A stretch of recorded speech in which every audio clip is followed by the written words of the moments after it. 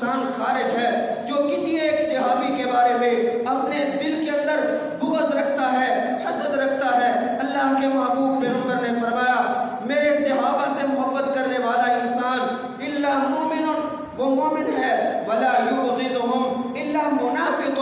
اور میرے اصحاب سے بغض رکھنے والا، ان سے حسد رکھنے والا انسان وہ مومن نہیں ہو سکتا، وہ مسلمان نہیں ہو سکتا، وہ بد نصیب انسان منافق ہے۔ اسی طرح اللہ کے محبوب پیغمبر نے فرمایا جو انسان صحابہ کے خلاف اپنی زبان کو بے لگام کرتا ہے اسے چاہیے کہ وہ اپنی زبان کو قابو میں رکھے۔ یہ وہ ہستیاں ہیں کہ جن کے بارے میں اللہ کے محبوب پیغمبر نے فرمایا کہ جب میرے صحابہ کا ذکر ہو فامسکو، اپنی زبانوں کو لگام دے کے